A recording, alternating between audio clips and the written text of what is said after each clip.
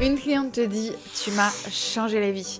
Après un accompagnement à aller 1500, 900 euros. Et tu te dis « putain mais j'aurais tellement pu pricer 3 fois plus cher, je suis sûre qu'elle aurait dit oui ». Et pourtant, c'est encore et encore la même rengaine. Tu sais que tu prices pas assez. Ou bien l'inverse. Elle te dit qu'elle a changé ta vie, que t'as changé sa vie. Et t'es là genre... Bah ouais, évidemment, c'est normal, pas de problème.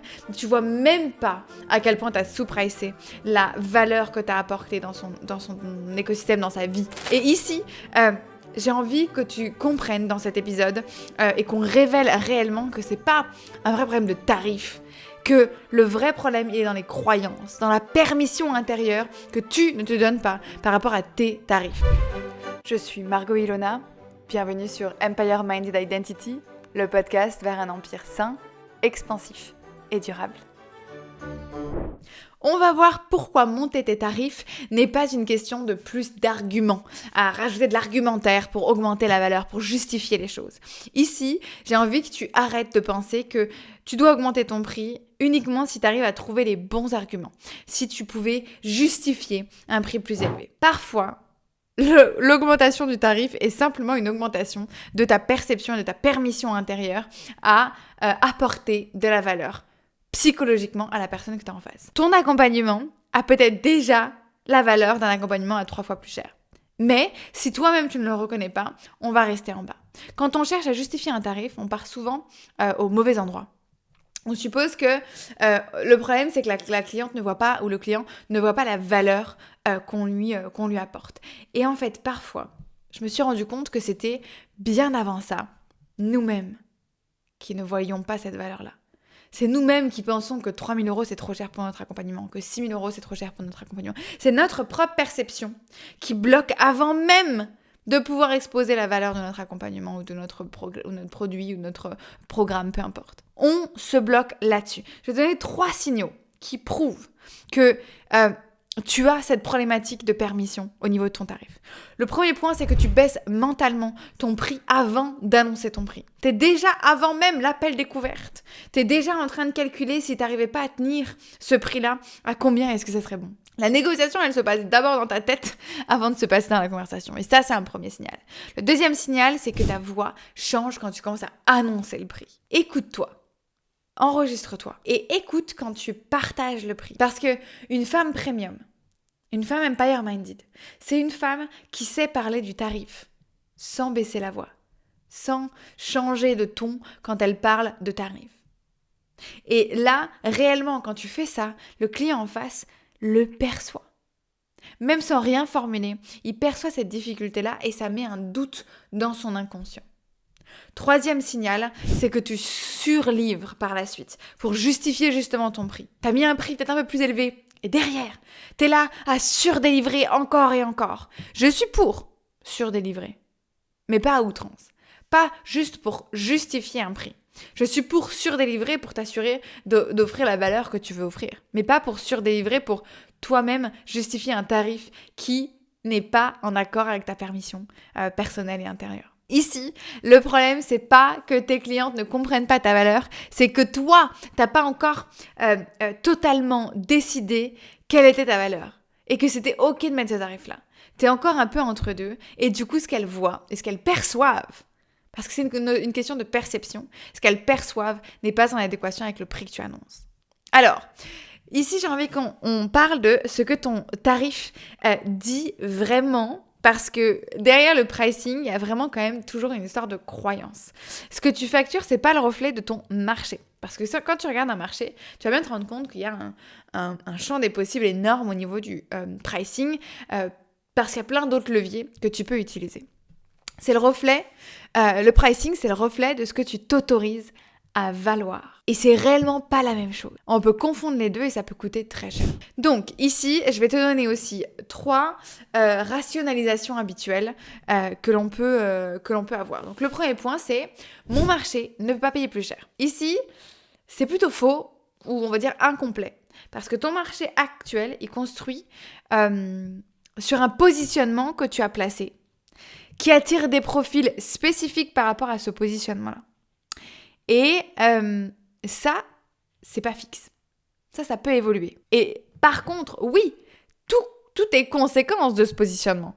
Les profils que tu attires, le prix que tu peux mettre, le marché cible sur lequel tu es en lien avec ce positionnement. Donc, si tu changes ton positionnement, tu vas pouvoir changer la perception que le marché aura de ton offre. Deuxième point, c'est que je dois d'abord avoir plus de témoignages. Pour augmenter mon prix, il faut que j'ai plein de social proof, de preuves sociales autour de moi. Ici, attention. C'est un des trucs qui vont faire que tu vas reporter, que tu vas décaler le plus, et très souvent c'est aussi le plus coûteux parce que plus tu vas décaler et plus c'est des jours, chaque jour que tu passes sans changer ton prix, c'est des jours où tu passes en ayant moins de valeur sur le marché, moins de valeur toi sur le marché, où tu perds de l'argent, où tu gâches de l'argent et tu gâches ton temps. Chaque jour. Donc ici, ce deuxième point sur je dois avoir plus de témoignages, c'est vraiment trop important. J'ai envie que tu comprennes que il y a des femmes qui ont pendant 5, 6, 7 ans attendu d'avoir les témoignages, qui quand elles l'ont eu, ça n'a rien changé. Parce qu'elles n'avaient toujours pas la permission intérieure, parce qu'elles n'avaient toujours pas le positionnement, elles n'avaient toujours pas de cohérence, elles n'avaient toujours pas quelque chose de fluide dans leur identité, elles n'avaient toujours pas la posture premium. Et tout ça, ça se travaille en faisant, pas en attendant d'avoir les témoignages. Troisième point, c'est je vais monter progressivement. Mon prix petit à petit va monter, mais progressivement, ça peut fonctionner, à condition que cette progression soit claire pour toi avec une deadline. Parce que sinon, on est sur de l'espérance. J'espère pouvoir monter mon prix. Et j'ai accompagné tellement de femmes qui n'ont jamais augmenté leur prix parce qu'elles se sont dit « Ah, je vais l'augmenter la prochaine fois » et puis en fait, elles sont dans le rush. Et dans le rush, elles n'y pensent pas et donc elles refont les mêmes lancements avec les mêmes... Donc non, la préparation et la perception que va avoir ton marché ne va pas évoluer progressivement et tu auras beaucoup plus de possibilités à changer ton prix de manière ferme, de manière cohérente par rapport à un positionnement ferme et cohérent et lisible, plutôt que de faire une petite progression petit à petit parce que tu as peur. Parce que si tu veux faire cette progression lente, c'est parce que tu as peur. Et j'aimerais que tu comprennes que le prix que tu mets ici, c'est un signal, pas que pour toi, pas que pour le marché, mais un signal pour tes clients aussi. Et donc cette permission intérieure, elle vient aussi de ce chiffre-là. On va du coup parler de cette permission intérieure, ce qui se passe réellement quand tu changes le signal au niveau du tarif, au niveau du pricing. J'ai pas envie qu'on reste ici dans la partie diagnostic. J'ai envie que tu comprennes qu'il y a 3 choses qui changent quand ton signal change. Le premier point qui change, c'est que le profil des clients qui répondent va changer. Un tarif premium, il va filtrer naturellement. Pas parce que les femmes, elles sont moins dotées financièrement, mais parce qu'un investissement qui est plutôt élevé, il va sélectionner des personnes qui ont décidé, qui sont prêtes, qui ont envie d'avancer. Ça ne veut pas dire qu'elles ont l'argent, hein. Attention. Ça veut dire qu'elles sont prêtes à le dépenser. Ce sont 2 choses différentes. Deuxième axe, c'est les conversations de vente vont changer. Parce que tu n'auras plus cette tension dans la voix.